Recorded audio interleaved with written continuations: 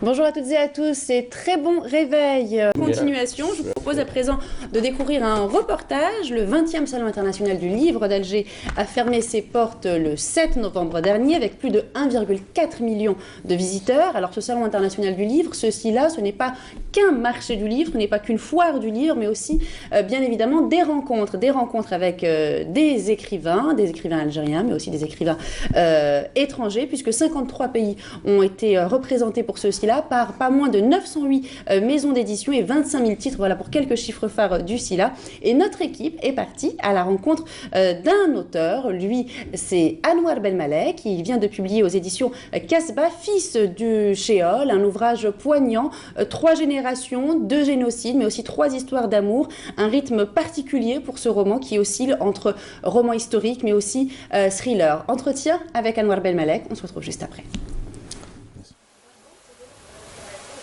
Avec Fils du Shéol, Anouar Belmalek nous plonge dès les premières pages dans les grandes horreurs du XXe siècle. L'auteur lit 2 génocides commis par l'armée allemande, les génocides juifs et héréros. Un livre important à l'issue d'une rentrée littéraire, par ailleurs riche en œuvres africaines. J'ai souvent été indigné que lorsqu'on parle du conflit du Moyen-Orient, on pense qu'il est naturel que les gens du monde arabe, du monde arabo-berbère, soient considérés comme antisémites par nature.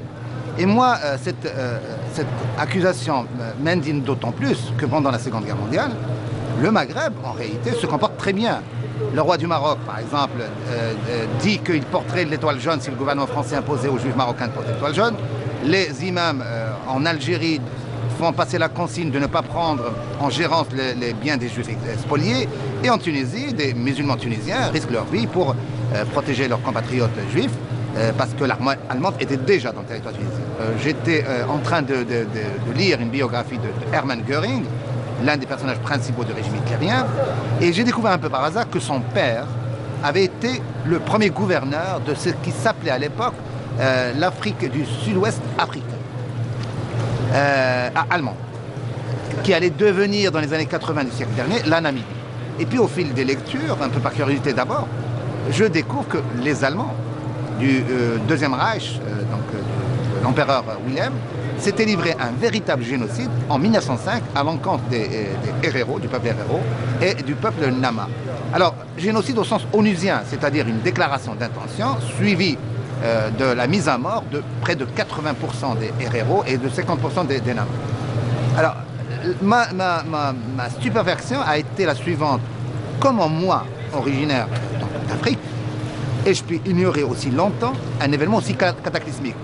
Il n'y a pas, à ma connaissance, de littérature, notamment de littérature africaine là-dessus, encore moins de production cinématographique. Est-ce qu'on a un vrai manque, un déficit mémoriel?